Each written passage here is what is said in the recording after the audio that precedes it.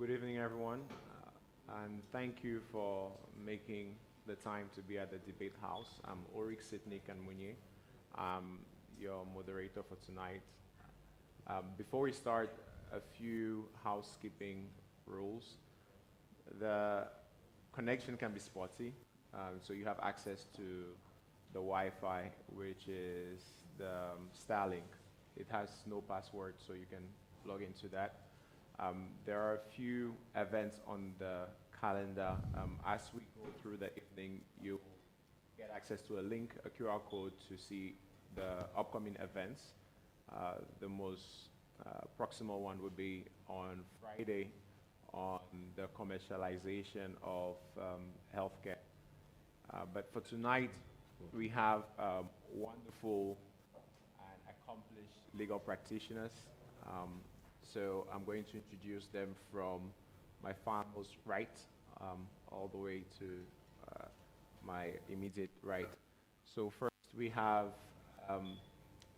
Ikra Hepburn Benjamin, who was a partner with HB&O Legal Practice.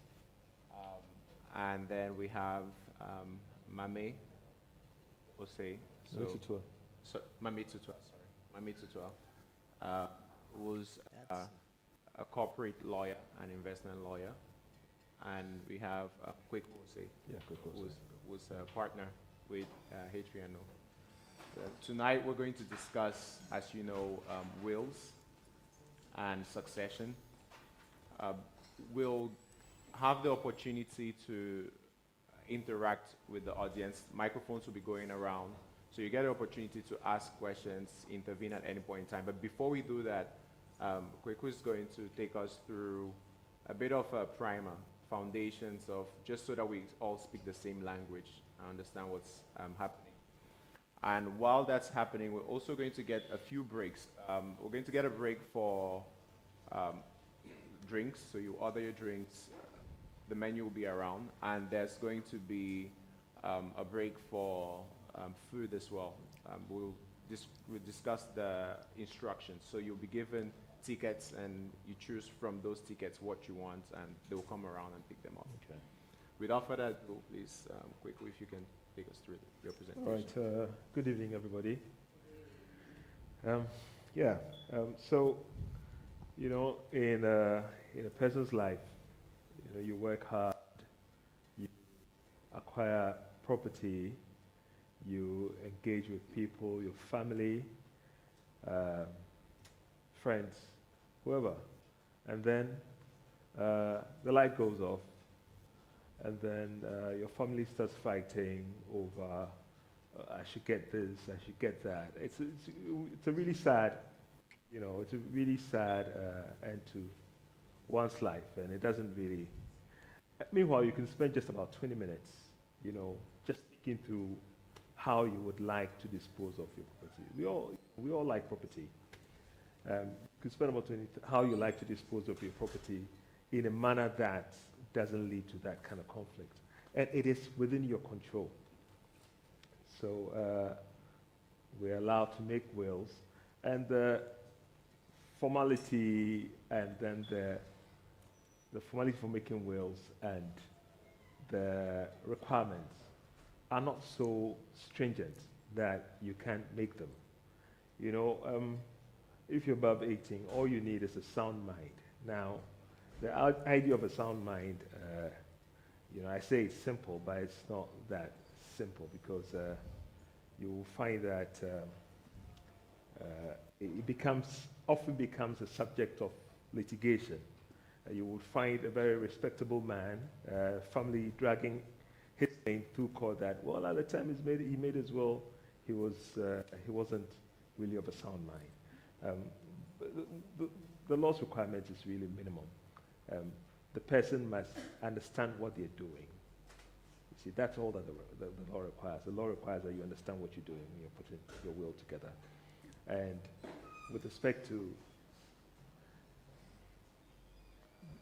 with respect to the form, at the time that you're signing it, you should have two witnesses who are present and who see you signing. So that's essentially it. one other thing one can say about wills is that you have to be very clear what your will is. And sometimes we say brevity is the soul of wit, but I came across a funny story in a case. It's the shortest will that has ever been contested. It's called Thorne and Dixon. Now, in Thorne and Dixon, the man made a will of 3 words, all for mother. All for mother. 3 words. Now, it turns out that, just like you do, because of the kids, he calls the wife mother. And his mother was also living. So there was a dispute between the mother and the wife as to who he was referring to when he said mother. So there's also that. I mean, the court eventually ruled in favor of the wife, but then there's need to be clear how you want it, because the thing with property is that people like property and will go to court to it. So if you're trying to dispose of your estate in a way as not to cause conflict, then you have to be sure that you're not sinning from the grave, because you're not leaving a trail of litigation behind you. That's what I'll say about wills for now. If you don't do it, the law, the state will do it for you. You know, sometime in the 80s, we introduced PNDC law 111. Now, the Interstate Succession Bill.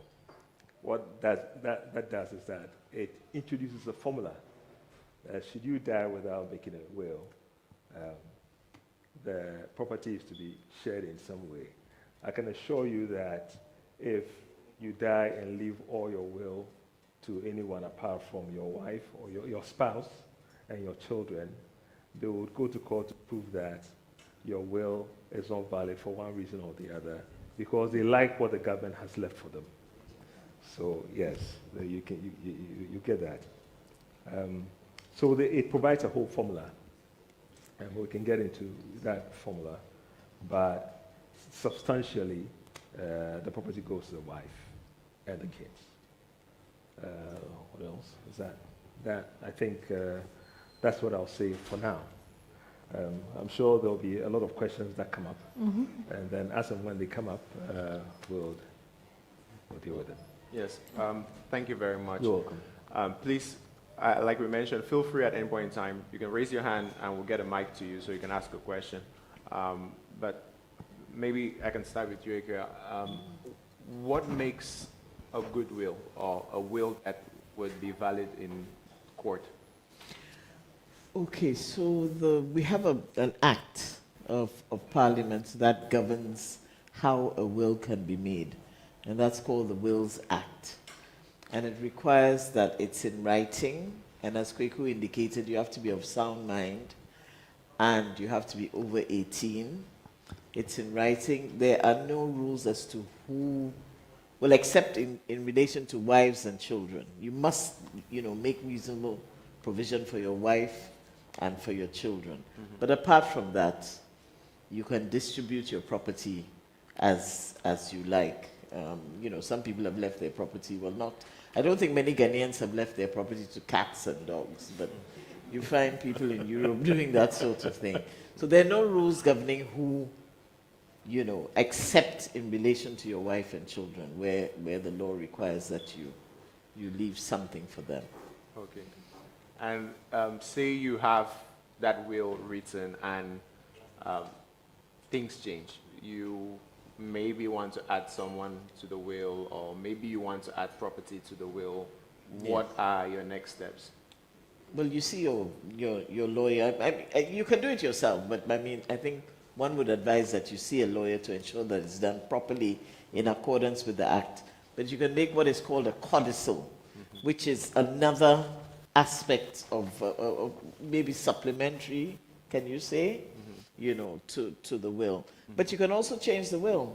You can change your will every year, and I think it's recommended that every year you have your will reviewed. Sort of circumstances, as you indicate, can change. Look at it, have your lawyer review it, discuss it, and do another will or do a codicil. Okay. did you have a comment? No, that's fine. All right. We mentioned that the law protects the spouse and children. So, Mami, when writing the will, one of the conversations in an African context is monogamy, polygamy, and how that impacts the inheritance. Can you perhaps enlighten us a little bit more on? Okay. So as Ekpa said, I mean, there's not much prescription on who you should leave your property to. If you have minor children, then the law will force you to make provision for them. But in terms of a woman in your life, there's really no prescription on what you. And I think I've been approached by people who have that complicated structure. And at some point, I advised them, I was like, you know what? Why don't you let Law 111 deal with it? So I'm a not will person, because I think, well, the formula in the law, it works pretty well. I guess so. Especially where it says who's entitled to it. So we're not arguing about who snuck themselves into the person's will. And we're not arguing about capacity. We're not arguing about how unfair or who wasn't. I think PNDC Law 111 works very well. I don't know. I don't know what anybody thinks, but I've on occasion I've had to advise clients to just keep it simple and let PNDC Law 111 deal with it. But there's a but there. I might disagree with the idea of PNDC law and dealing with it. You know, if you have a complicated family structure, then that imposes it's the more reason why you really have to make sure that your intentions are known. And yeah. I forgot to add a caveat. PNDC Law 111 works for women. I guess so. Yeah, you might want to put it down, especially because then it becomes very complex. Which of the wives is entitled to the matrimonial home? Is it all of them, or some of them? Which of the children is entitled to this? If one woman has 6 children and the other one has 1 child, I mean, all the reasonable things that under maybe custom would probably think about and do in a very fair and open way, you find all of that lost, in the law. And that's why it's so important that you decide. I mean, listen, it's 20 minutes just deciding who gets what at the end of the day. Are you sure it's 20 minutes? I'm sure even walking about, you know exactly who's going to get A or B or C, unless you're someone that, has a morbid fear of the inevitable, and therefore you don't even want to contemplate it. But, beyond that, I think that, and why do you want the government to decide for you when all your life you struggle for all that you got? The formula works fine. I mean, even if that formula works fine, I think you should put it down. No. This is a formula that... But have you had the experience where people actually struggle to think how to distribute it? And at some point it gets emotional, and that's why this annual will thing will come in. Because sometimes some kids are pissing you off. Sometimes one wife is pissing you off. Sometimes the only wife is pissing you off. And if you prepare a will under those circumstances, you are likely to not make provision for them. So it also takes away that emotional aspect of it, where you are wondering, why do I want to give this idiot something? And then next year, they are your best friend. And then the next year, the other one is the idiot. Oh. So I'm thinking, well, because the Law 111 deals with family relationships, not based on how well you feel about the person, but it's a strict family. Your child is your child. Your wife is your wife. Your wives are your wives are your wives. So it's more factual. It's more certain. So long as the person is a wife and they can prove they're a wife, so long as it's a child and they're a child, then there's no emotion in who pissed you off or who didn't piss you off last year, or who gave you a present at Christmas and who didn't give you a present. So I think it's less emotional. It takes away the emotion, and I've really seen people struggle and literally say, hey, who should I give this to? Who should I give this to? And that can take more than 20 minutes. Well, it's true. When you're dealing with the things that are not substantial, I mean, who can I give a piece of land to? It's easier than who do I want to give this cloth to? You see. So I don't know. Maybe Yeah. goes to the next question. Yes. We have a question. In both contexts, the Wills Act and then the Law 111, what would be the legal definition of a wife? Good question. Okay. Because you keep on saying wife. Yes. In our context, we know what is happening with this musician, even to do with his burial. So, what would be the definition of? Okay. So a wife is somebody married under the Matrimonial Courts Act, and I think now we've integrated customary law Yes. marriages into our matrimonial code. So the person must have been either married under the ordinance, or which is you go to AMA, no, not AMA. You go to Registrar Generals, or it's celebrated in a church that is recognized as a marriage. Okay? So that's under the ordinance. Or under customary law. Under customary law, there is the requirement of meeting the customary law. So I've done a case in which the person had died for like 10 years. And then the children had been trying to deprive a woman who claimed to be his wife at the time he was alive. And we were the lawyers for the woman. And we had to prove that she was married under customary law and that the marriage was a valid customary marriage. I tell you, like everybody had died. Everybody who went to go and celebrate the marriage with the man in the family had died. It was only an old man who lived, so they went to a compound house to try to get the marriage ceremony, the customary marriage done. And there was this old man who was now very old, who was a witness because he was in his own place, but he observed everything. And he was the only surviving witness. I see. And so we had to get this man, that time was Cocoa Affairs. We had to get him up there, those rickety stairs, and then sit him down. Every time we had to go, on that day, what did you see? What did they bring? Because the elements of a valid customary marriage are in the items that were brought to celebrate the marriage and who came with the delegation. So that is in essence how granular you go if you have to prove customary marriage. And that case, we went to court 5 times with this same man, just trying to get him to say that they brought ring and Bible. He will start from, they brought Nyadua, Meko, Koko, and what else then? But eventually we got him to say that they brought the items that constituted a valid customary marriage, and we were able to prove that the woman was a spouse within the meaning under customary law. So that's how so the wife is a customary law and then under the ordinance. Yeah. You?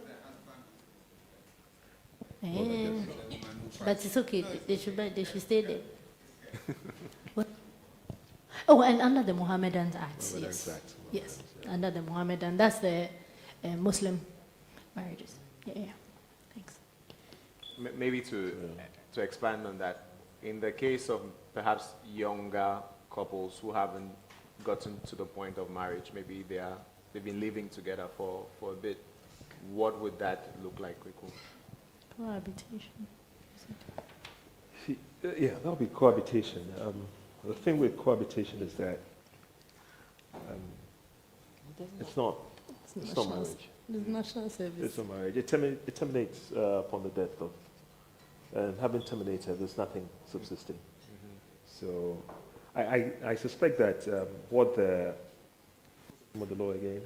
The property, spousal property rights. Yeah, I mean, it's never got passed into law, but I think it was one of the things that it was exploring. But as of now, it's if you're cohabiting, it's like training towards yes, national service. Yes. I think there'll be a lot of people who won't be happy about that. Well, yeah. But I mean, you have to know, and if you know, you order your affairs in a way that yes. I don't think it should be too difficult. I don't think people should leave things to the state to do for them, especially when it comes to these private matters.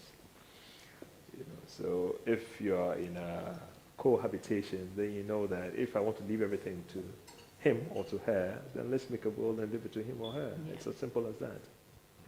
I guess And that- it's never too early to make a will. Like Ikwa said, you can keep going and changing. And paying a visit to your lawyer once a year to review your will is not such a big thing to do. You know, at least you get to catch up. Yeah. All right.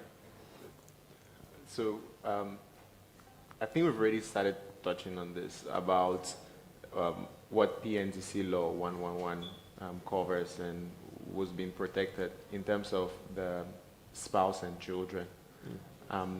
But from what you said earlier and people deciding, it is absolutely okay for someone with sound mind to perhaps exclude their spouse and children from their will. Now, I see you shaking your head. minor children, if you exclude them, Okay. the court will force you to make provision for them.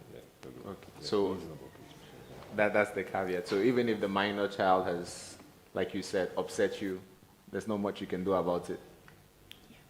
Well, you can always exclude them. You see, the thing about a man's sanity is that he's entitled to hold everybody else in contempt. And he can choose to do that regardless of whether the person is family or not. It's his right. He has a right to exercise it. Now, what the law does is to say that, well, if that minor child desires, the law will make a reasonable provision out of the estate for them. And that is, they have to show that they'll be hard done by the existing circumstances. Otherwise, you do as you will. I think it's a greatest act of freedom. So, that's it. Thanks. Thank you. Ikra, about the will and the estate, as I understand it, there are tangible and intangible property assets. So, when I get to meet my lawyer and I am making sure that the state doesn't get to decide for me, and I see my mate disagreeing again. No, I'm laughing at you. Oh, okay. So I'm going over the assets, and say I list an asset which I perhaps cannot prove I am an owner of, and it's in my will. What? Yeah, I mean, I can do a will and leave Flagstaff House to you. But will it be given to you after I die is a different question. So you can put whatever you want in It's your an expression, will. it's I an give expression this, of love. that, yes. But it's whether it would actually Be- I mean, the Yes. question of ownership will be determined Exactly. when you come to the point of administering the So I'm guessing. estate. So then my next question would be: as I'm meeting my lawyer, I need therefore to have the relevant documentation to prove ownership. That's a good idea. Yes, it's a good idea Okay. to do. It's and it's a good idea to Oh, sorry. Can we get my? No, she has the mic. I have the mic. I actually had a question. Oh, okay. Sorry. I've been waiting for you to look at me so Sorry, that I can sorry. ask my question. That's fine. I have two questions, just following on from the gentleman's earlier question about the wife. Under the customary law, so if you are married to, which you're allowed to marry more than one wife, and say they both live in the matrimonial home, how will the PNDC law 111 treat that? Will they both recognize both spouses as being entitled? Do they get a share? So that's my first question. My second question is to do with sound mind.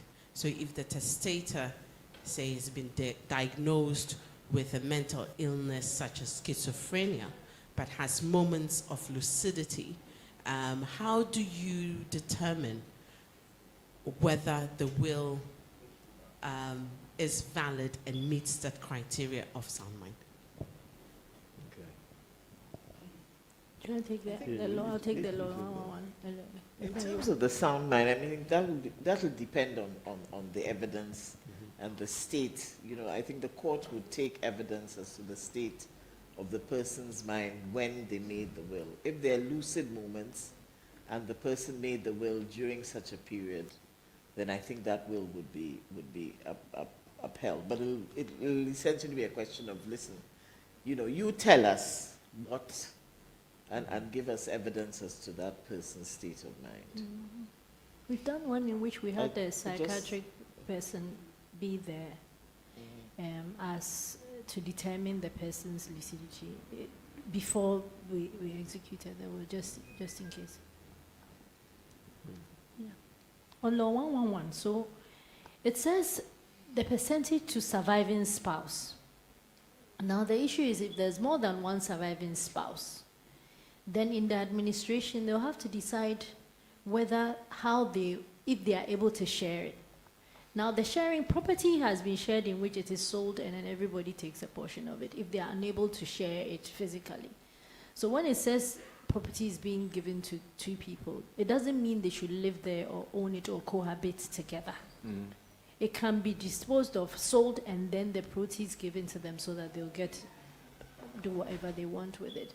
So that could be one of the ways to deal with where there's multiple spouses. They will not be forced to live in the same house or own it together if they don't want to. Some of them sometimes decide that it's okay, we'll own it together, we'll rent it out, we'll share the rent the same way. But then if they can't agree on owning it, then it is very possible that it can be sold and they share the proceeds of the sale. Yeah. Okay. Sorry, hello. I'm not anyway legally inclined, but I hear Agenda 111. That's all I hear. But under your PNDC law 111, following up onto my friend's question, Muslimic marriage, you have the first wife, and they can marry 3 other women. Now, people who travel overseas and they marry another wife, then overseas they have their laws there where the wives that they marry overseas. And the wives that they leave in Ghana now, when these wives then come back to Ghana to meet the original wife and maybe other wives, how do you then share if there's no will involved there? Do you share it? Do they share it equally, or, because the wives overseas are obviously entitled to whatever that's overseas, so it makes it a bit complicated. Do they merge, or are they separated, or? So the estate is one pot. So the sharing can happen in a way where one person, if there's enough assets, and I think the issue is about how much assets you have in that pot. If there's enough assets for the foreign wife to get their own property and the ones here to get their own property, that's fine, that's perfect. But then if there is not enough, and that's where they will be compelled to have to liquidate and share, because they all have equal rights to the property. So when it says 1/2 to surviving spouse, it's spouse and spouses. Whoever qualifies as a surviving spouse is entitled to the same as the other. So where there's a disparity in property values and they can't agree on who, then the best way is to liquidate the estate. And that's at the point of administration. Liquidate it and then share the proceeds. So there's been cases in which one spouse has said, well, I'll buy the others out. So then they pay cash to the others to buy them so that they can hold a property by themselves.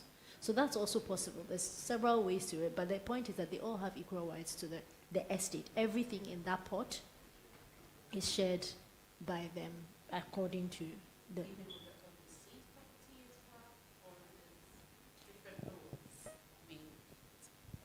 So I think it's the law of the interstate that will apply. Yeah. So I've advised, even for clients who are doing wills, that if you have a will abroad, if you have property abroad, do another will abroad, do one here. Because getting the executors to go and get probate and traveling across it gets messy. So you separate it. But under interstate succession law, you can't separate the outside. It's about the law governing the interstate, the person. So there's no international law. But No, the wills, okay. not in interstate.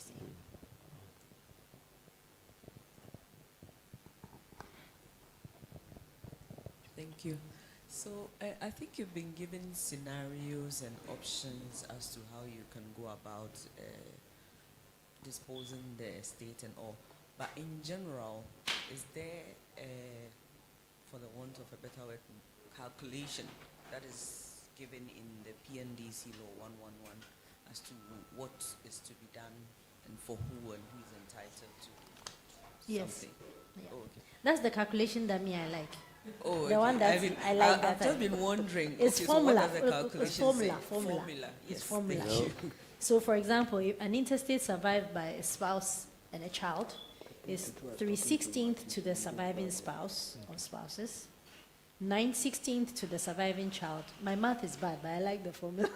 But I don't know how to calculate it. And then 1/8 to surviving parents, 1/8 in accordance with customary law. Then if there's no surviving spouse, if there's no surviving child, no surviving parent, the proportions change. I don't know why they didn't do percentage. I can work that out. See, that formula is so difficult for lawyers to put, to wrap their heads around. So I had someone look at it and give me a very simple picture of it. If the property is like a cake with 16 slices, the spouse gets 3 slices, children get 9 slices, parents get 2 slices, and the family gets 2 slices. I hope that works out. And then they say that if there's a child who's still in school, the family must make sure the child is properly taken care of before sharing anything. So you take that out. Yeah. So that's, but there are other permutations. See? For instance, if there's no spouse, or if there's no child, or if there's no mother, it's all in there. So they give a formula like that. I don't think anybody walking about daily would spend their time trying to find out what the proportions are before.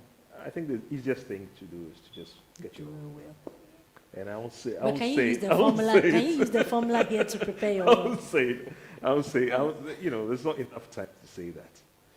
Yeah. But if I may say, even when you say it's better to do a will, you have to be careful about how you do your will, because the law specifies, I gave you, I think 3 of the points, but I think I omitted the fact that you have to sign it in front of two witnesses. Yes. Yes.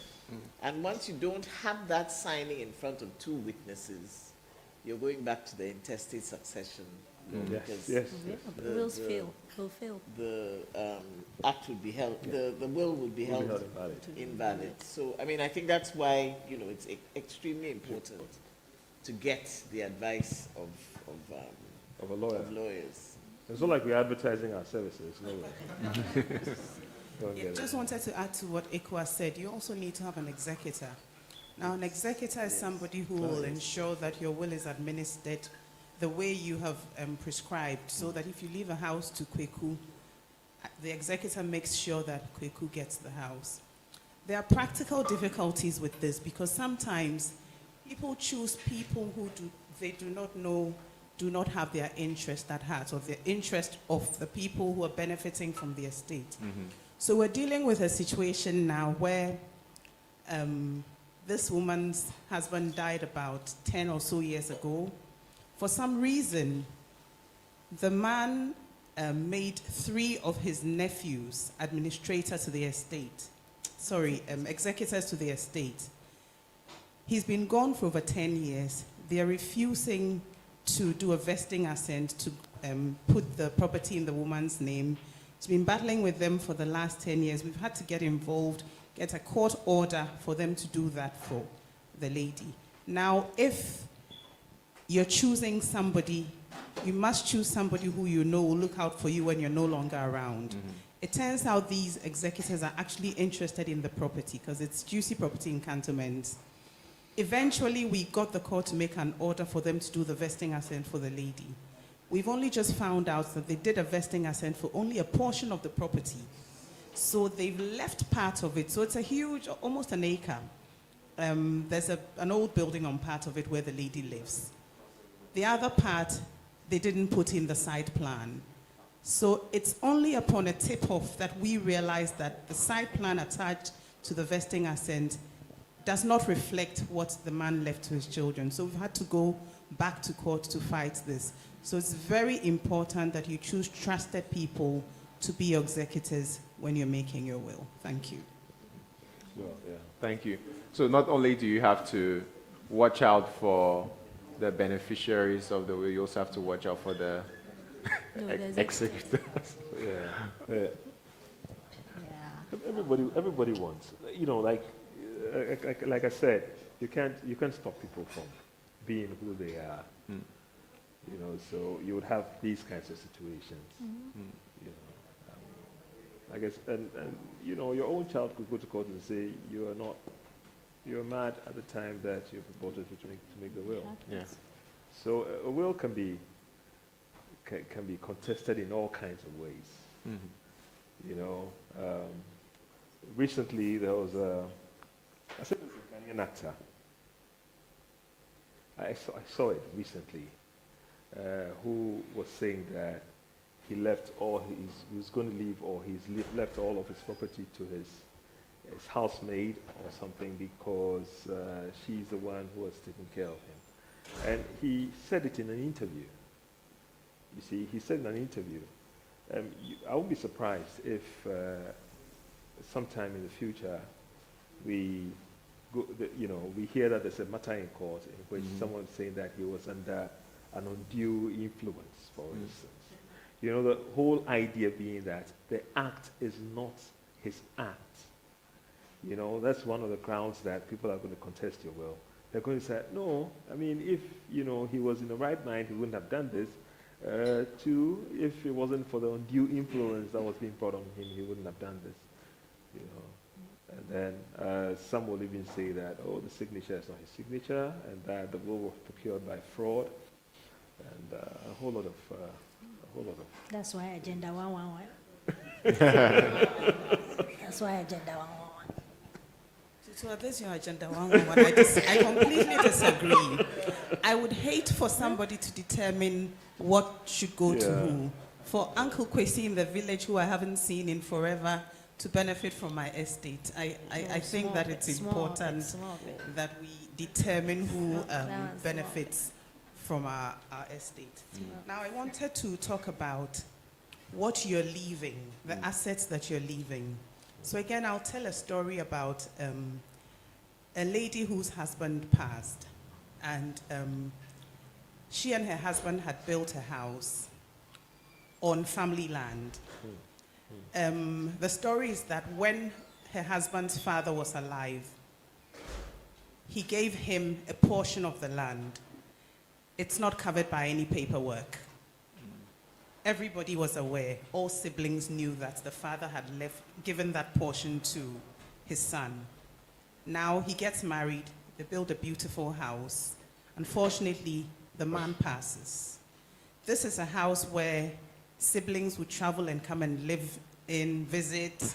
It's all acknowledged that it's theirs.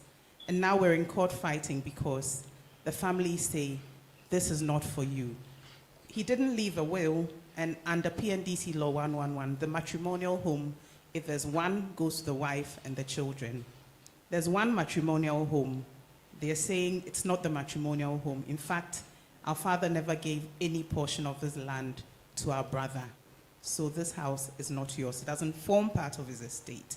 So it's very important for us to know what we're giving. Sometimes we build on land not covered by any paperwork. In this instance, we've lived our whole lives thinking it's our house, we've built it, but look at the situation we're dealing with now. So it's very, very important, before you put your money into any building, you know, ensure that the land is yours, because you will end up in court one day. Thank you.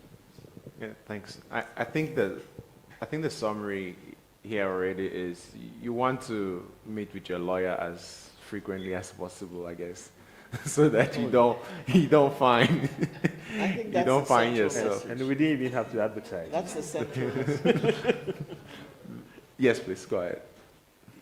Thank you very much. We have seen executors being put on the spotlight here with regards to wills.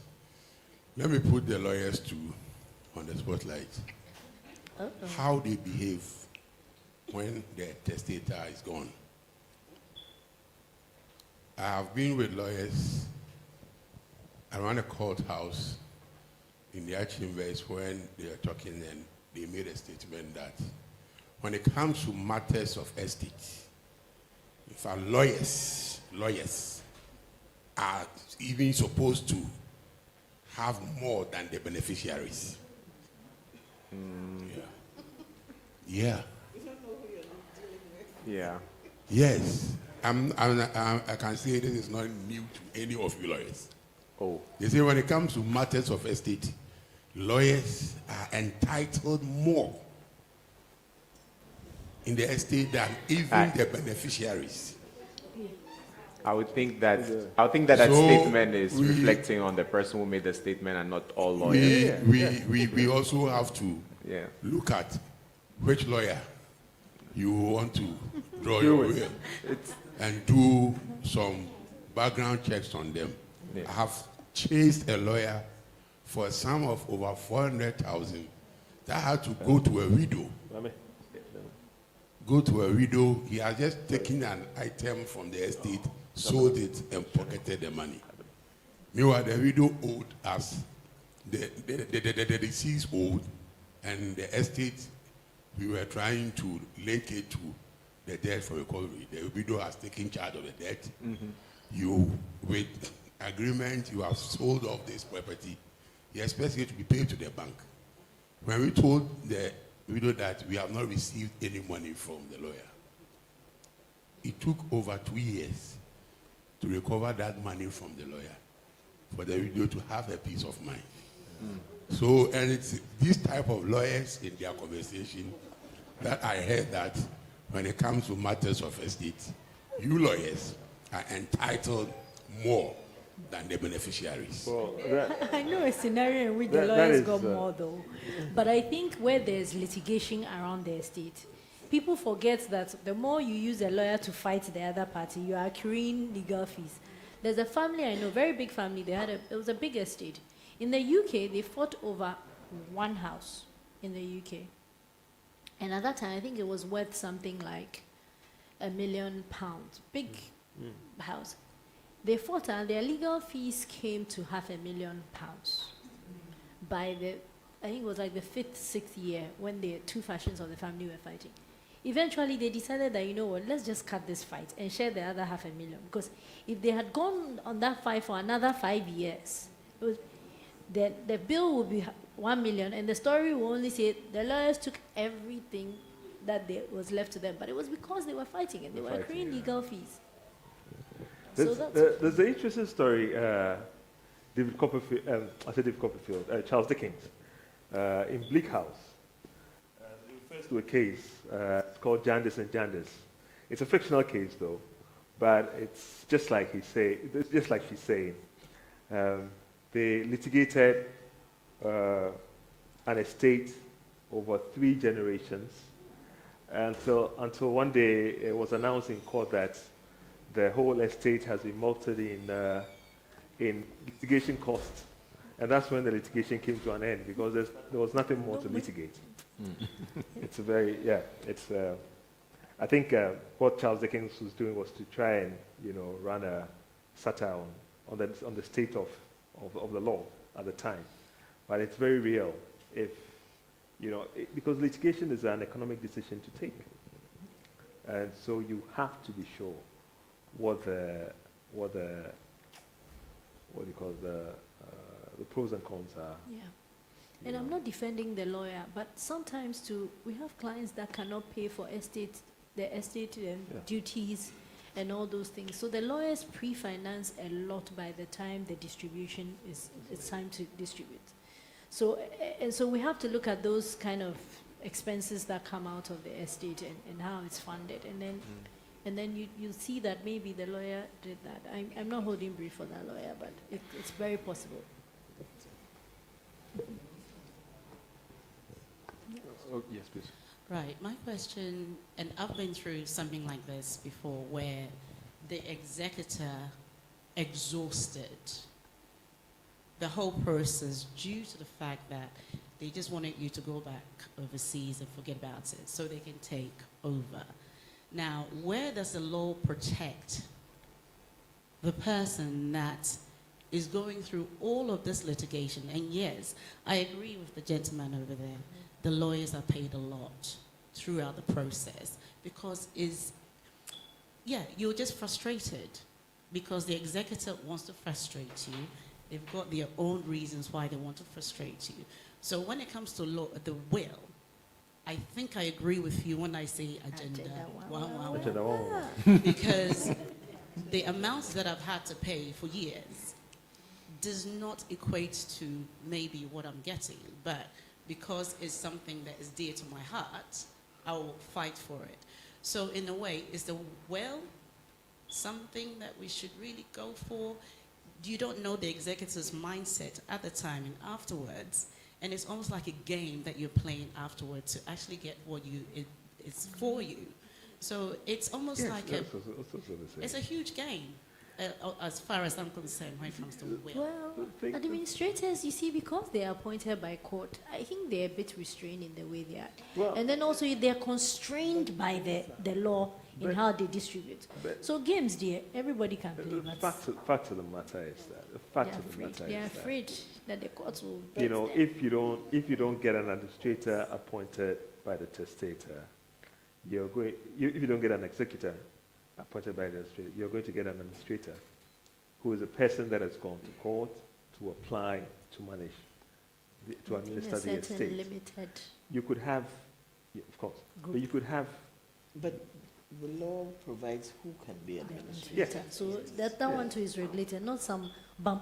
I And forgot. then There's one in which the executor died. The rule about who succeeds an executor before the then his son, one drunkard that nobody wants to call their name. You can imagine, and that's the family that had the UK property that the photo. The Ghana one too was subject to the mercy of a drunken boy who didn't know anything, didn't even care. So you see, Yes, but I There's think room the to law protect also- the beneficiaries there's- as well. there's There room- should Yes, be the room law to- allows you to remove Yes. an executor. But to Absolutely, get in to certain that stage, circumstances. to see, some remove of the them, executor, some of them were in court as a with the- layman, it's so frustrating. It's a frustrating process to go through. So for me, I think the law should review how the beneficiaries are treated after the will is written and the person passes, because it's because I've gone through it, it's quite a frustrating process. I understand what you're saying, but I recall there's this case I did in respect of some piece of land.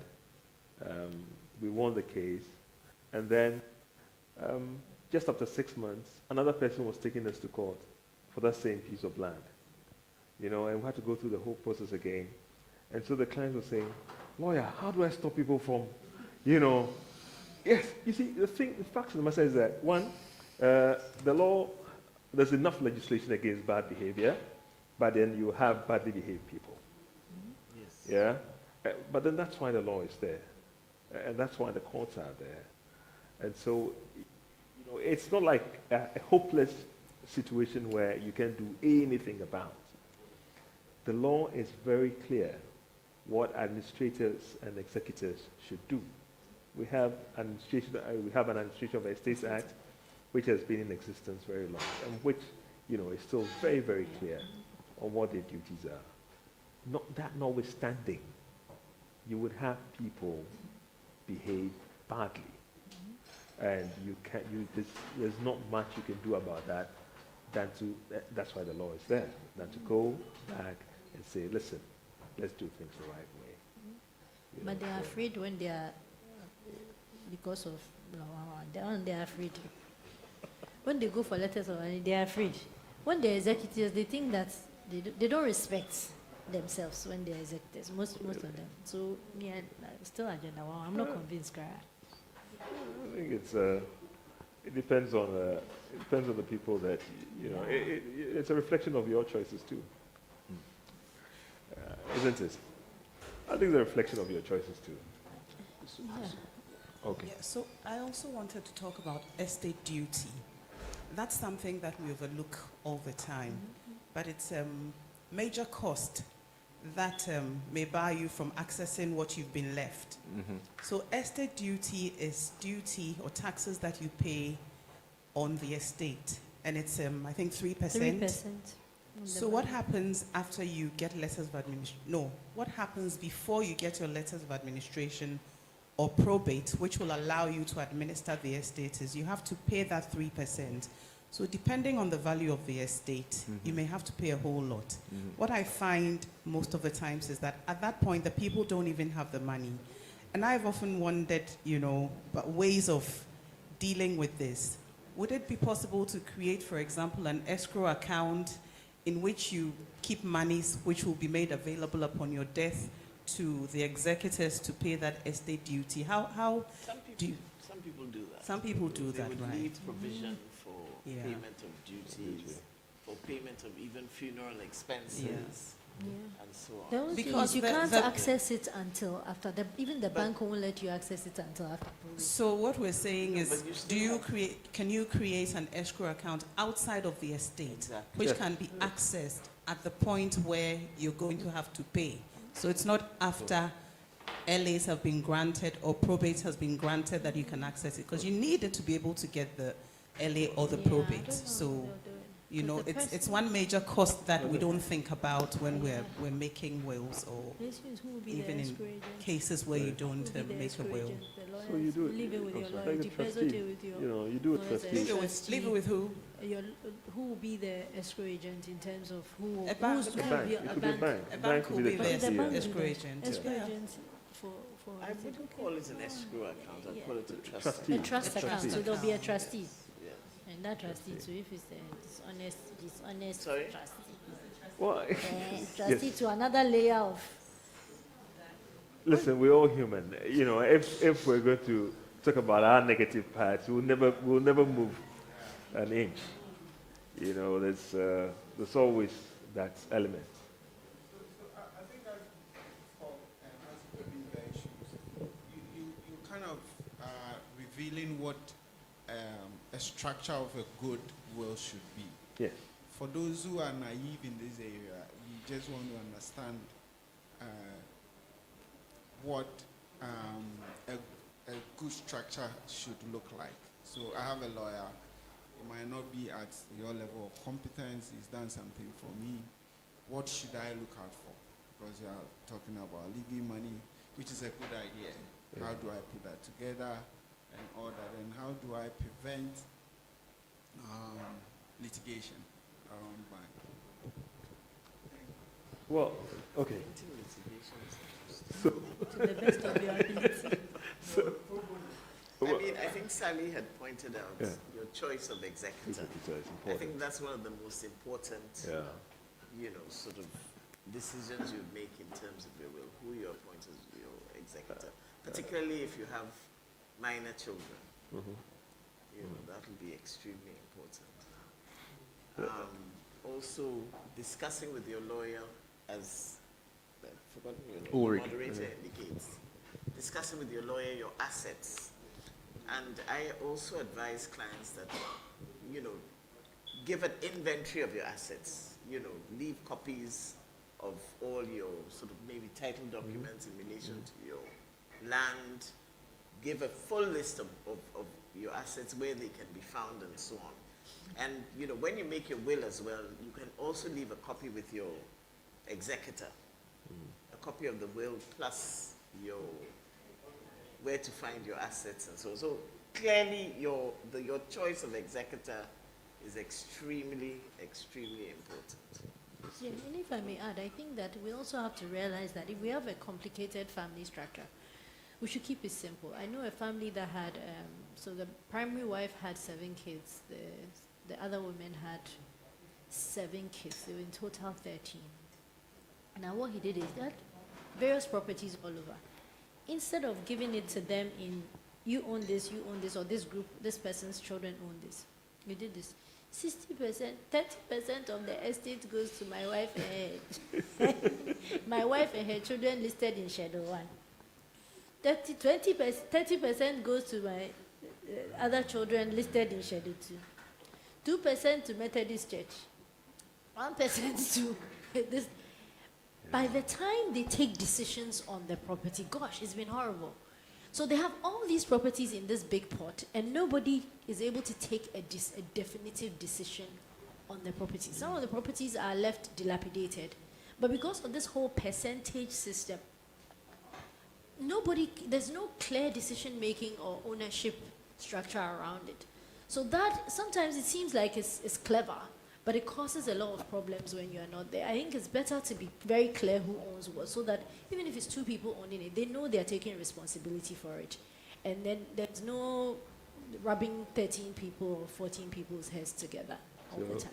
So I have to add that, she's right. A will can fail for uncertainty. So clarity is also key in addition to everything else. You really, really have to be clear what you're doing with the will. That's what Right. Okay. Is it possible to set aside a will and use PNDC law 111? Yes, it happens all the time. If for all the reasons that we have said, if a will is held to be invalid, then and when it's set aside, PNDC law 111 will automatically fill the vacuum. There will be no vacuum. So that means PNDC law 111 will come in when the will fails. Yeah. And sometimes portions of it too. Is sometimes if a portion, so sometimes only a portion of the will, for example, one asset or something, it's not clear who owns it, or it fails for that. A portion of the assets can also fall under intestacy. So part of the will will be fine, but then some other part of it, which is not valid, will fall under intestacy. You can have even an estate being governed by two, both of them. Very, very, very lively conversations.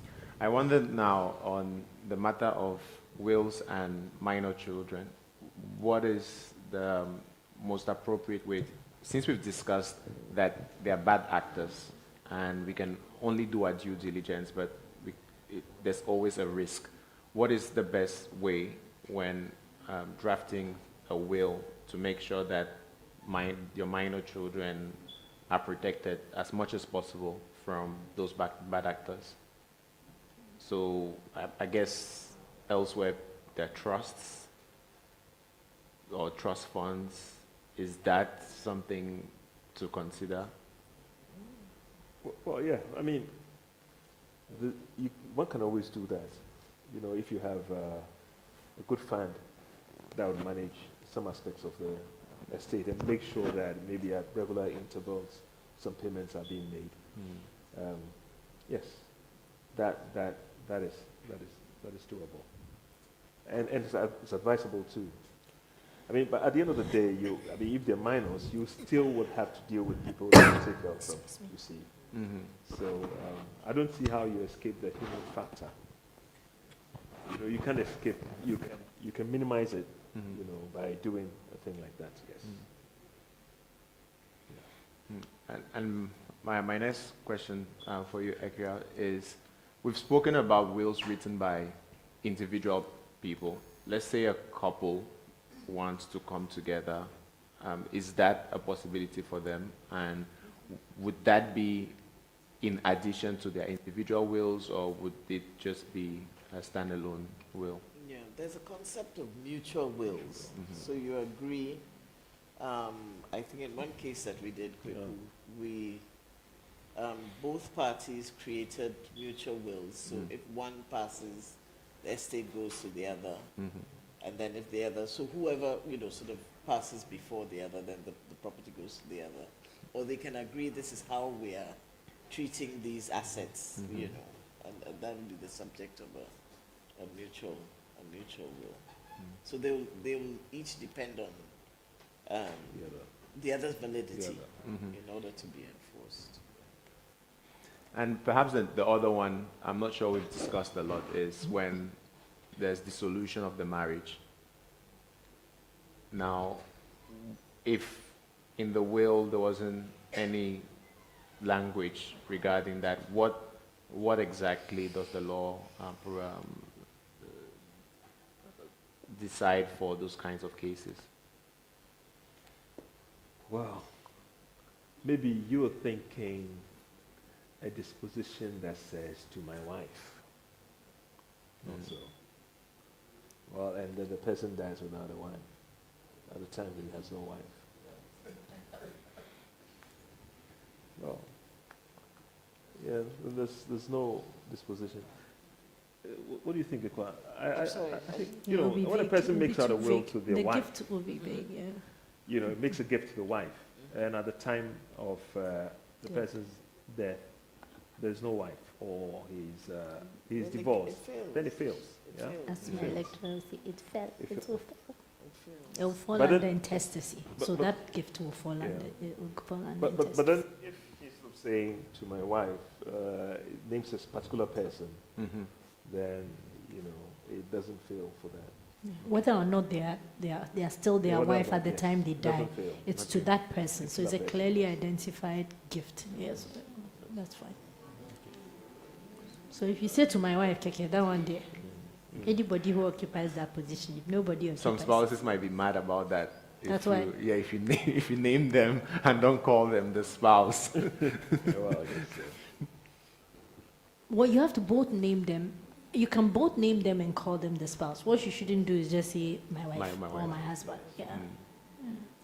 But there's also the device of a trust, which you raised, where you can actually create a trust during your lifetime. So it would not depend on, you wouldn't have to go for probate or letters of administration, but Okay. it means that you have given away your property in your lifetime. So you can give it to your trustee in trust for the X, Y, and Z.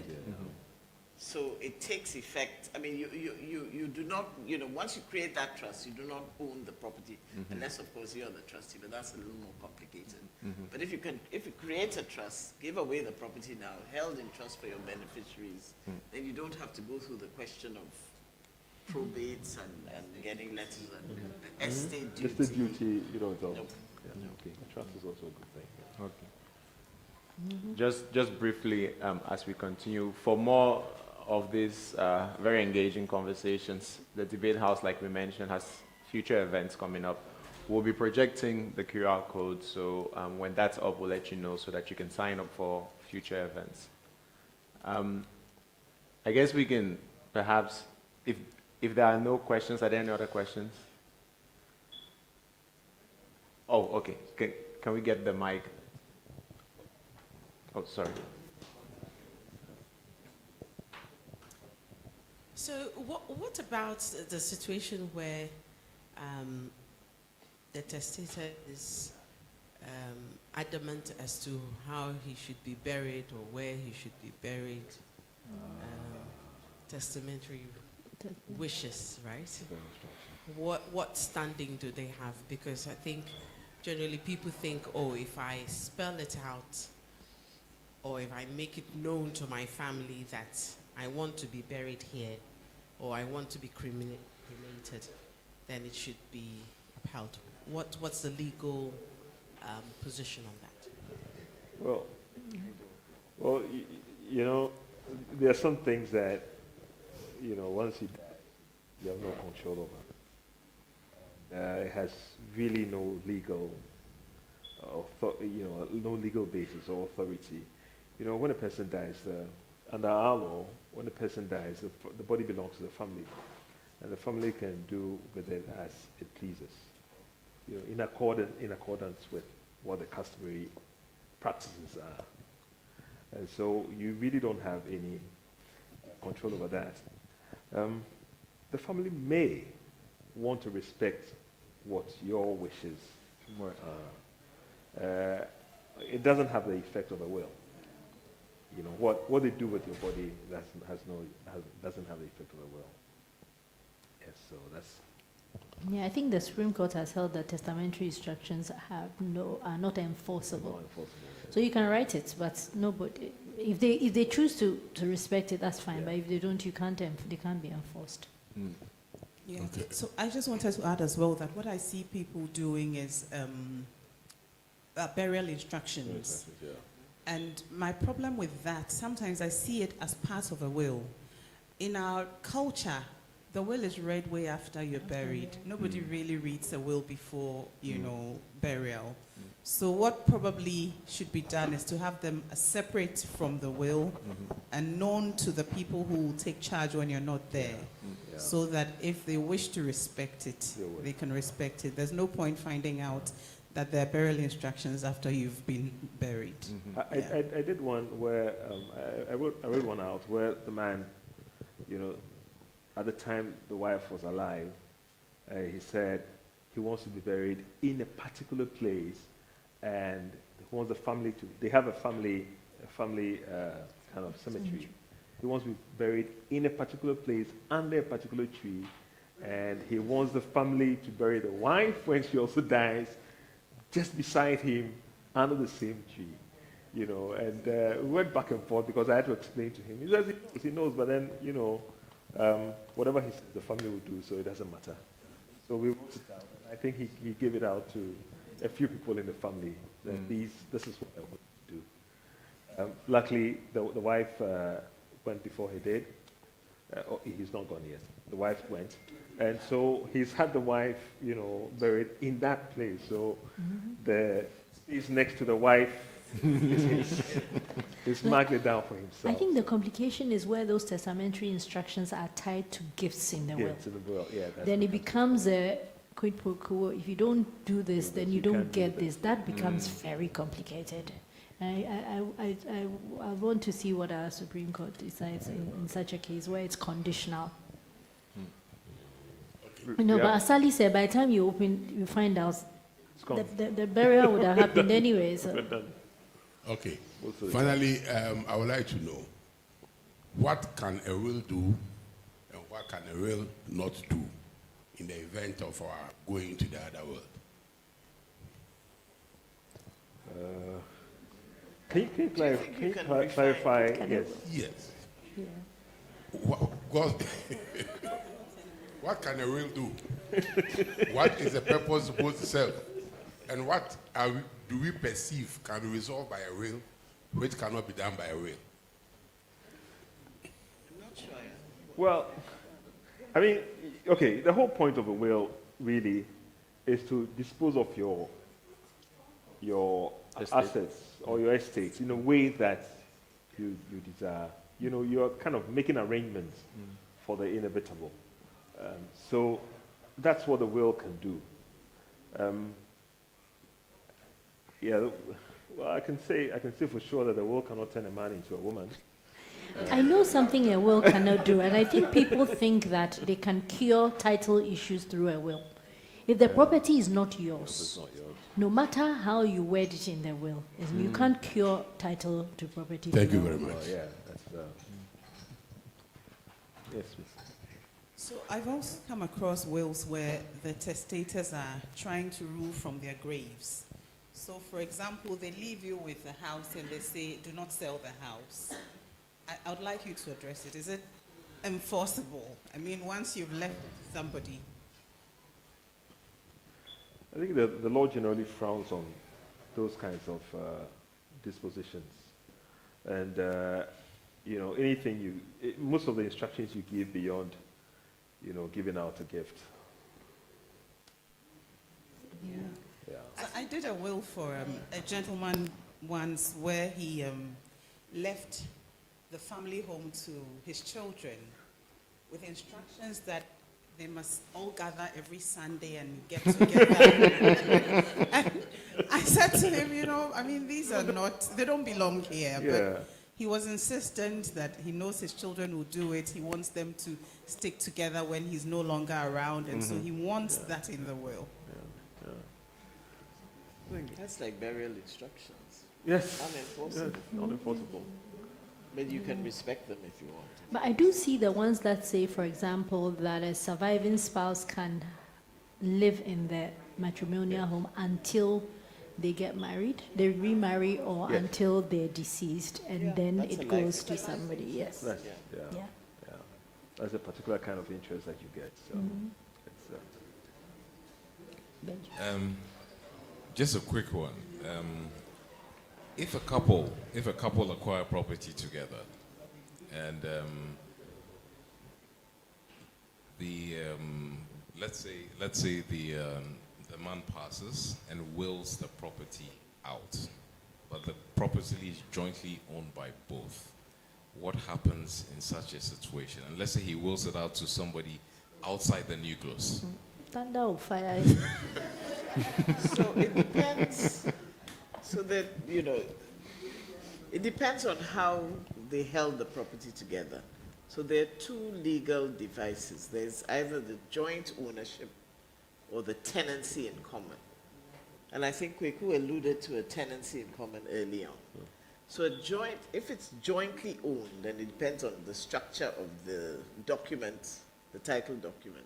If it's jointly owned, it automatically goes to the survivor. The entire property automatically goes to the survivor. But if it's a tenancy in common, you can leave your share to someone else. So that's Yeah. the essence. And prior to, I think, 1985, there was a presumption of joint tenancy. So if the documents giving you the property doesn't say that it is, then there was presumed that joint tenancy, but we've abolished that. So now, unless the document specifically says that the two of you are acquiring this property as joint tenants, there's no presumption. So it's rather the presumption is that it's tenancy in common. So you don't get to, the last man doesn't get to take it. Okay, thank you. So I have, just to throw light to your allusion that when the man passes, the law doesn't respect his wishes. So you have a situation where the man has done his will, and the condition is that this will goes to his wife. But in the event she remarries, he loses all that. So what happens? No, that's enforceable. it's a specific kind of interest that Yeah, it's fine. can be that the law would enforce. Well enforced. It's very specific. I give it to her until she remarries. So that one is valid. It's valid. Yeah.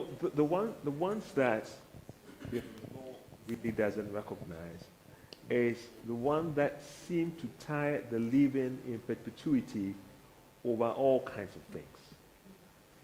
So you attach, some conditions, they have to do A or B or C that really, do not come, or do not attach to even the property, then the law will not respect it. I just wanted to ask a question following on from his conditional gifting. So assuming you gift your child, female child, a present on condition that they have a child, procreate to keep on the lineage, and they decide not to, or for reasons like infertility, they're not able to, is the court going to enforce that wish that the house is yours, but you need to procreate, and if you don't, you give it back? Is it enforceable? The house is hers, the house is hers. Yeah, and it's difficult at one point of procreation yeah. because I'm trying. I'll procreate one day, but it's mine until I procreate. Till I die, I'll be procreating. I'll be attempting to procreate. No, to procreate until I die. Huh? But I see some of them that are very like. I saw one that says, my daughter can have this, but if she's married to that stupid man, she can't have the property. Yes. Wow. No, it's not. It's not. No, it This one. doesn't. This one No, enforceable. first of all, how do you determine how Yeah. stupid the man is? Yeah. It's definitely too vague to be enforceable. The issue is, will the gift fall into intestacy or it will be hers? Is it? It'll be hers.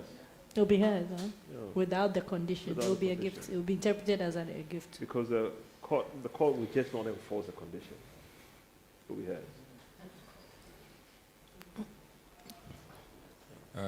This question is so quick. So in the Interstate Succession Act, there is a provision that. Sorry. In the Interstate Succession Act, there's a provision that states that prescribes certain behaviors against the spouse, or offenses against the spouse, if my memory serves me right. So, if after the death of the intestate, where the intestate is being buried, and you, for instance, take his kente cloth or his Rolex watch and bury him with it, it's an offense against the spouse. And but our tradition, in practice, we often see people burying the intestate with their like personal stuff. So isn't that intermeddling? I mean, if well, yeah, you're talking about in a person's estate.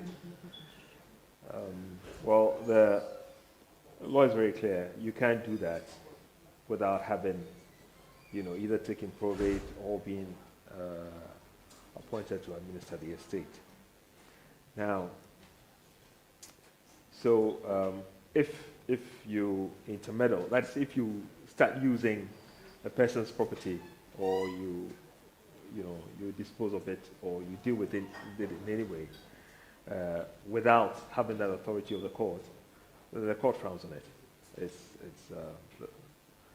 You're talking about, okay, so beyond that, you're saying that, is there some level of reasonableness, in how that will be enforced as regards, if we decide that we have to bury a man with 4 of his kente cloth or something, not so. Well, that's difficult, but I think that would also still be intermeddling. I think it's clear cut. If the beneficiaries agree, if everyone agrees. Yes, if everyone agrees, then that's fine. Yeah, I think it depends, because who's going to bring that action against you? It's the same people that, if they agree, then nobody's going to snitch on you. And the opinion would decide, having his eye on maybe some 4 gold watches, who will say that these 4 gold watches must be buried with. And so, yes, if the beneficiaries agree, yeah, it's fine. Yeah. I think so. Otherwise, it's intermeddling. And one of the reasons why I like Law 111.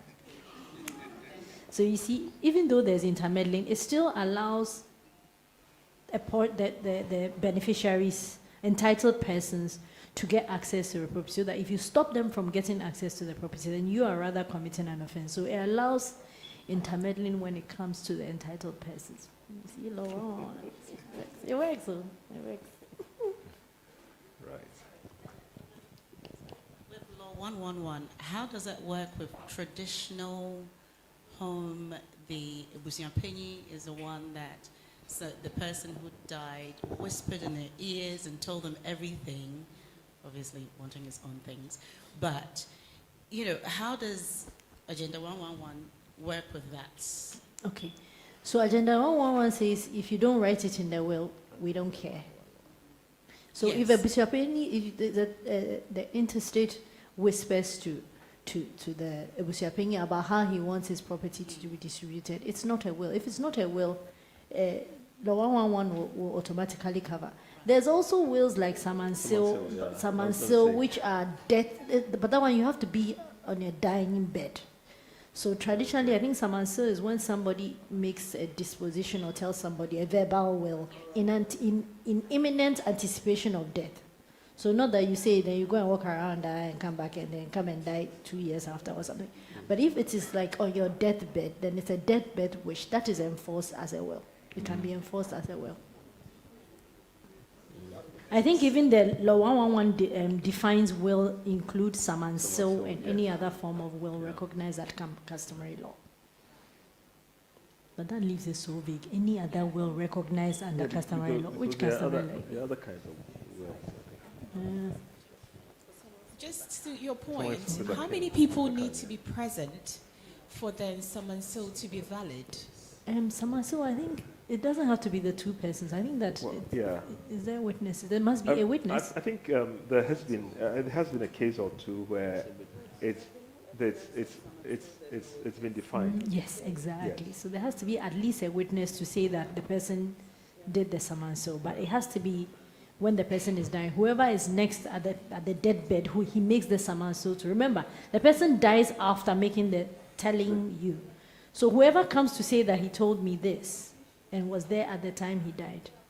But I guess that means some people can lie. Can I come in? Yes, sure. With the matter of the Samansil, I think we are overlooking a very important traditional practice. Because until the common law, we were leaving access to people who inherit us. It doesn't have to be you be on your deathbed. Please. There is a structure and a way to go about it. The supposed beneficiaries you want to give the item to are called, they are there. Then the elders of the family, those who are going to bear testimony, and people from the side of the beneficiaries, at least 2 reps each. So you name what you are giving to him, they present drinks, and the family accept the drinks, and then it is cut, it is sealed. But then it comes to you only when I go. This cocoa farm, I'm giving 2 poles to you. If it is big, if the asset is very big, you can even be asked to provide a sheep plus the drinks.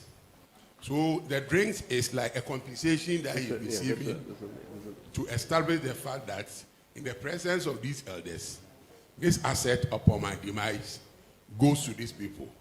He can live for 10 more years after that. If he doesn't call any sad gathering of the family to do any fresh bone, even you cannot even reverse it when it is done in the presence of the family. So there is a structure to it traditionally, and the way they receive and accept it in the presence of people who will all bear testimony in your absence that we were called as witnesses. The beneficiaries were made to provide this number of drinks, pen to snap, pen to weigh, strada, and then thanks were offered, and we all went our way. Yeah. So we know that this land bordering XYZ belongs to A. This bordering ABC belongs to that. So that one too is done. Okay, I think prior to 1971, perhaps yes, but after 1971, when our Wills Act was passed, all wills should be in writing.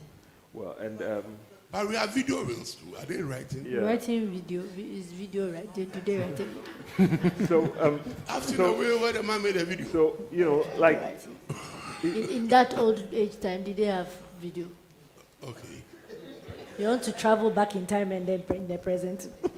But you see, like she said before, the thing with the customary law is that it becomes a matter of evidence at all times, you know, and then not just evidence of what happened, but also evidence of whether or not that thing that happened amounts to a will as is recognized by customary law.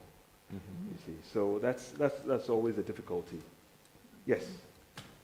I think we need to clarify a bit more. On his dying bed, he said this thing should go to that person and it's enforceable. So on his dying bed, or he dies and the girlfriend's friend was the nurse. And the nurse comes to say, he said this and that and that. And you're telling me that's enforceable. Or there should be a number of witnesses to that. You shouldn't take girlfriend now. So, because I'm finding it a bit too simplistic. That the guy is in Kolebu, he's dying, and after a nurse says that on his dying bed, 10 minutes before he died, he said the house that the missus is in should be given to somebody. I mean, isn't that too simplistic? Just thinking.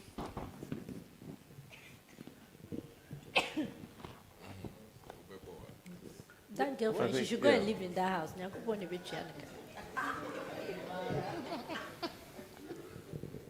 It's all a question of the circumstances and what the Exactly. courts, the evidence, and what the courts. I mean, if you are challenging it, if you are challenging that, you can bring up those issues, and the court will consider all of those and come to a determination. But it'll have to be something that will have to be determined by a court, taking into account all the circumstances and all the evidence. So just because it's, I mean, you know, somebody, his girlfriend's, what I can't remember exactly what you said, but that's The not. concern is, Yes, is what, the concern is who they didn't give her anything is now testifying for somebody. yeah. Exactly. Yeah. Yeah. So yeah, I guess it's important. So, Yeah. If I may go back to the issue of in Samanso, with Samanso, our Supreme Court, I think it's Prempeh Japan, laid down the formalities for a valid Samanso. So first and foremost, you should have two credible disinterested witnesses, and the disinterested. Disinterested, yeah. In the presence of two credible disinterested witnesses to attest the validity of the sanity of the stater. You know, so that is something that has to be done. And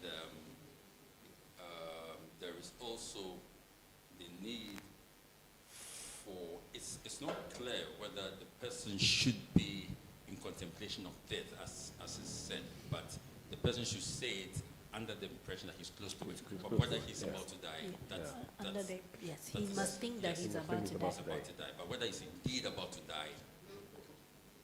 Yeah, well, he can't say. So, but I just wanted to make that clear.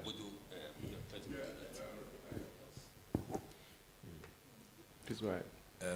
What happens if a will is written, let's say the guy is 60 years old, and then at the age of 70, in the presence of several witnesses, he decides and has it recorded that, I know I wrote this will, I said this was going to person X, Y, and Z, but today, in the presence of you all as witnesses, I want it to go to person ABC. Can that be valid? No. He has to change the will. He has to change the will. Yeah, he can't say, you can't amend or, you know, sort of revoke Orally, a will by saying Right, I've changed my mind and so on. It has to be done in writing. Yeah, because the Wills Act said a will is not valid unless it is in writing, signed by the testator. So video is not writing; it has to be reduced into writing. Okay. Right, can we touch perhaps on unique, yes, we'll come back. I earlier asked what a will can do and what a will cannot do. You see, we all expect that if you put in place a will, there will be peace after you are gone. But is that the case? Let me cite the case of Poku Transport. The will has been in contention for over 4 decades. Yeah. The assets are deteriorating. It's true. Sawmills have gone completely rotten. Machinery have decayed. Over 40 years. Even those contending their will, I know 6 that have gone. There are no more. So, can a will? So when I ask what can a will do and what a will cannot do, it is in the light of this that we all perceive that to have peace when you are gone, a will is okay. This man had a will, and all his people are fighting the will because at the point of time that he was about to go, he had some juicy young wife. And you know, women, when you do us good, you do us good. We remember the present more than the past. You see? You see, that's why how many cases have gone on for 40 years because of PNDC law 111? Usually, interstate succession doesn't bring those kind of You see, issues. like we said, like we said earlier, you see, there are very clear guidelines, rules when it comes to making a will and its enforceability. And you know, I mean, we've said it already. One of the things that is also key is clarity. You know, and we've said that also. I mean, if all of these things are properly checked, it minimizes. Yes, it minimizes the threat of these kinds of situations where the will is litigated in court over a long period of time. But as to people going to court to fight over things that they have no right to fight over, there's nothing we can do about that. You see, the only thing the law really safeguards is how things ought to be. And how things ought to be is when you go to court to enforce them.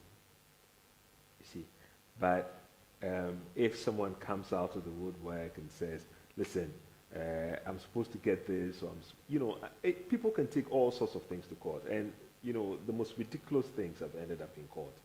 So as to someone litigating, I don't know whether we can even have any kind of law against people litigating. We can't. You see, it's going to happen, but is it going to be successful? That's the thing. That's also another thing. Like I said previously, I've been through this process. Thankfully, mine was short compared to others, like the gentleman said. Is there, as lawyers, is there a review going on to review all of these issues as a will that has been in a contest for years? There has to be a point where the law or 111 comes into play and says, the government or the legal acts or whatever says, we're stopping here, it's been 20 years, now the government is going to take over. Is there something on the table that lawyers are looking at to really, change the law, maybe? I don't know. I'm just a layman, just thinking outside the box, because we've been talking a lot about issues in regards to wills, but the extent of the ridiculous extent to which people go. You see, we can't really legislate that. The spouse is entitled to the matrimonial home. Is she really a spouse, or is he really a spouse? That becomes a point of contention. That can go on for years, whether or not the person was really a spouse. What do you do about that, you see? So it's not a question that has to do with the instrument itself, most times, or even what the law says ought to be. But, people trying to find, all kinds of, fissures, just to, work something through. And so you would have all kinds of questions coming up. Oh, is she a child? Is she a spouse? That could come up. And whether it's PNDC law 111 or whether, So yes, you have all of that. And you would find when you probably go into some of those wills that the person makes a disposition that's relatively vague. You see, it's quite vague, and therefore someone has a chance. It allows for interpretation, and once it allows for interpretation, then I'm going to take that interpretation. You're going to take that interpretation. Now we have to go battle it in court. When does it stop? Exactly. I think it stops where we do things, very clearly. I've just been thinking about this, and in the corporate setting, how if you own a company that is running and successful, how the Agenda 111 can just kill the company, because you have all sorts of interests and such a product. But I was thinking, in the corporate setting, would you advise your client to go for a will, or you mentioned something about a trust that can be set up. Do you think that can cure some of these issues, because it will be painful? You might not see it, but you build a company and then it goes down just like that. Thank you. Well, it all depends on the circumstances. What is really at stake? Because if you're dealing with a company, for instance, if you own the shares in the company, what you're doing is you're disposing of the shares in the company. You can dispose of shares to as many people as you wish. The company is one unit, it's running. You know, if it's got in place good corporate structure, etc., you know, there shouldn't be a problem who the shareholders are. You know, they're entitled to what they're entitled to. You know, or you're thinking, you know, then it comes to the board, you know, if the shareholders are supposed to be on the board and then, you know, taking decisions on the board. I don't know. I really don't know.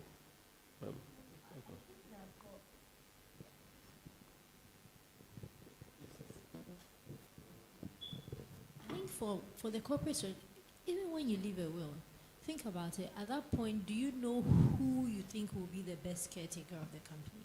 Because if you have clarity on who you think, you can tell that, you know, for example, I have a law firm, and I can tell that my daughter would be the best person to leave the law firm to. Then to control that event, rather than leave it to PNDC Law 111, which would just split it amongst all my kids.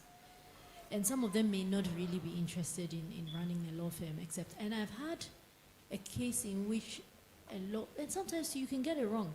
So I have a case in which a lawyer, a very senior lawyer, died, and when his will was read, he had left the law firm, and it was a partnership. He had left it to his 2 kids. He thought one of them was going to be a lawyer, but they didn't. So only one of them was a lawyer, and the non-lawyer could not own the law firm by virtue of just the rules around law firm. You can't be a non-lawyer that owns a law firm. So eventually they had to dissolve the law firm and sell the assets and split the assets, and then the one who was a lawyer set up another law firm in that name. But yeah, so with companies, the succession is more around, did you groom somebody to take it? If you did groom somebody to take over, then yes, it will be a good idea to in the will make sure that that person gets the shares in the company, so you don't leave it to chance or to the computation under PNDC law. But you can get it wrong.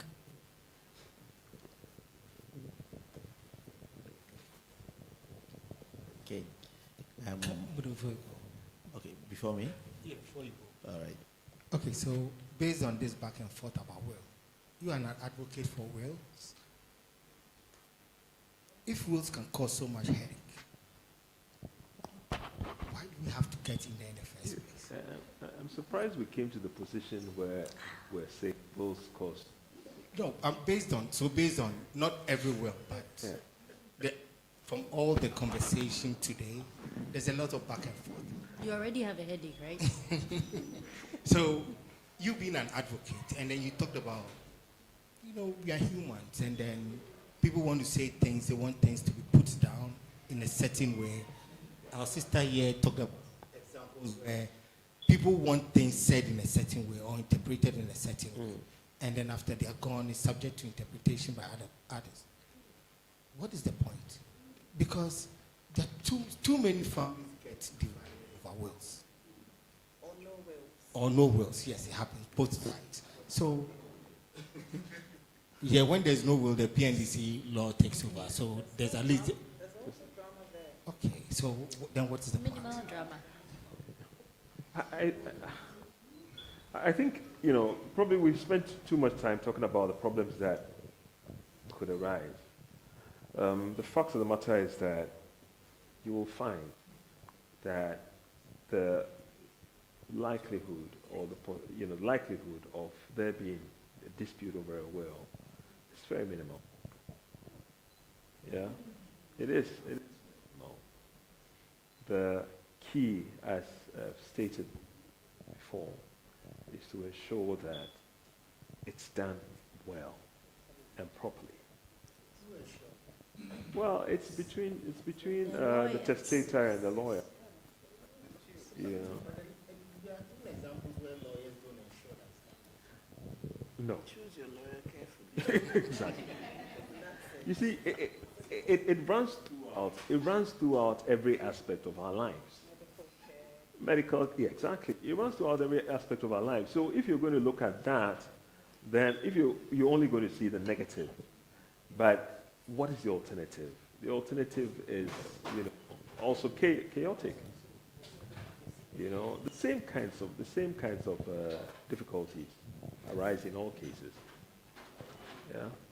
But if you're very clear about what your intentions are, expressed in very, with great clarity, I don't think that. In any case, I'm sorry, I was going to say something.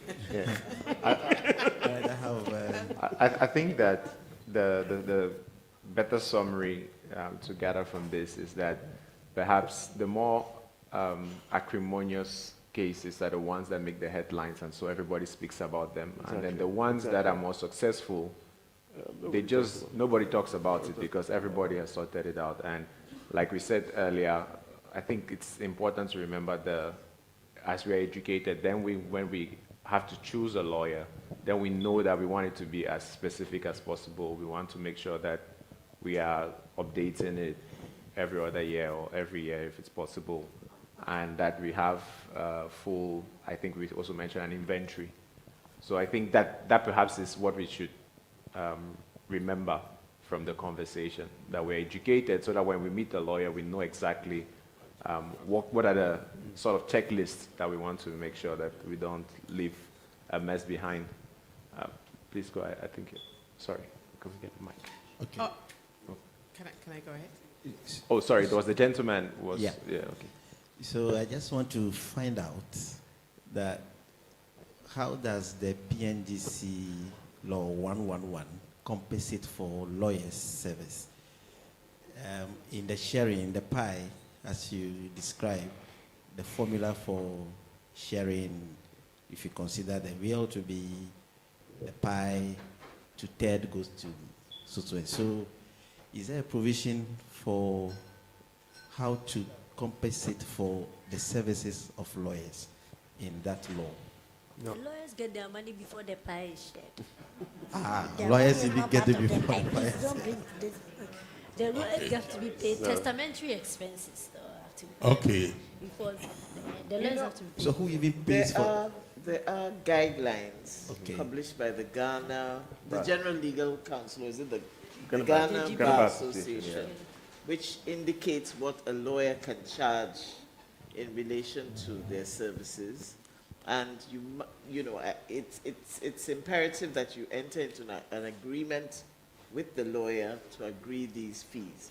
But the lawyer is guided by these guidelines in what they can charge. Okay, so he gets it from... So it's not from the estate as such, no. Okay, okay. It's not from the estate as such, but it's... So for instance, if the executor can pay the expenses or refund or get a reimbursement from the estate in relation to the fees. So but under law 111 is the administrator, so they also pay. The administrator, administrator or executor can get a refund on expenses from the estate. Okay. To the apostle of PNDC Law 111, have you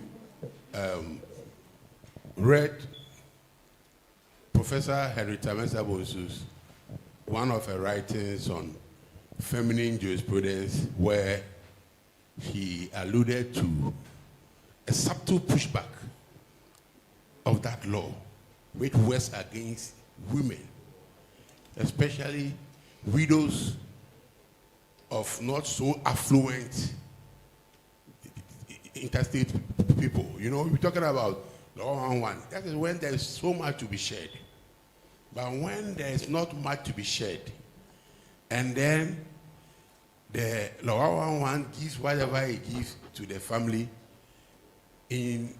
for instance, from Asante, a widow and the orphans are supposed to be catered for by the family of the man. But since the advent of the law 111, they don't do it anymore. Because they say, I hope that's sometimes say. So when there's not much in that kitty of the deceased, and you go and do the LA and the probate, and expecting some big amount in the bank, you go and see there is only 12,000.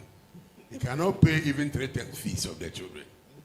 But this, the family of the deceased, we won't want to have anything to hear about that. Say, so,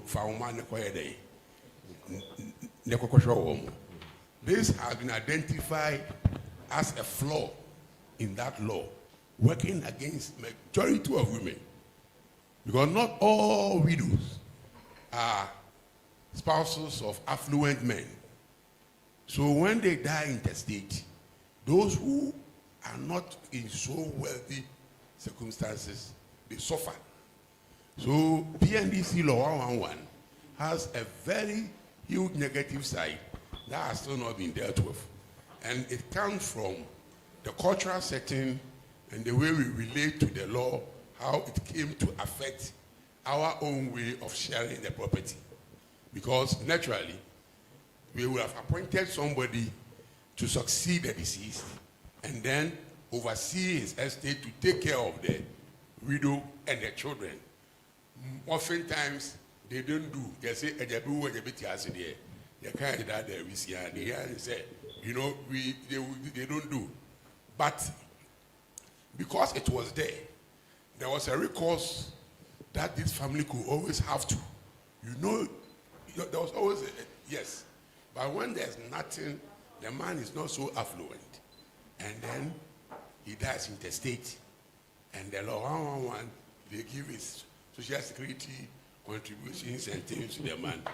The family was their hands or the family. How do you respond to this? The problem is not with the law, it's with the size of the estate. That's where the main problem is from. That's exactly what I'm talking about here. That's the main problem, the size of. But then, you see, prior to PNDC Law 111, what would happen? The family will take over the property, and without a sense of responsibility to the wife and the children, they still will not take care of them. Now, PNDC Law 111 doesn't even say that you shouldn't. It says 1/8 in accordance with customary law. It doesn't say to the family, to the customary family. So in accordance with customary law also gives room for the customary rules on taking care of the spouse and the children. But so an irresponsible family will not do it anyway, whether they got it or not. And they won't do it too under customary law. Because if you respect your customary law and you know your customary law, you will know that 1/8 can also be used to take care of the children. Because it says in accordance with customary law. It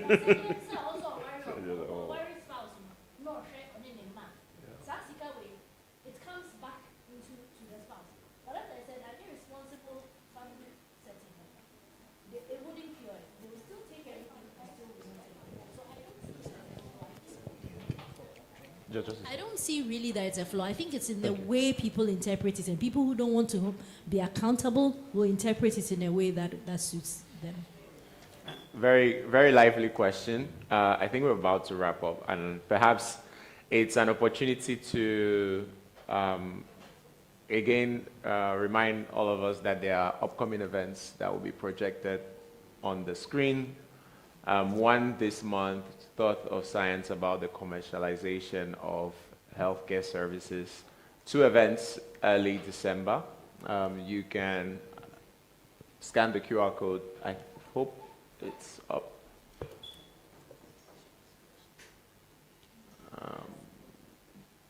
Okay, we'll project it.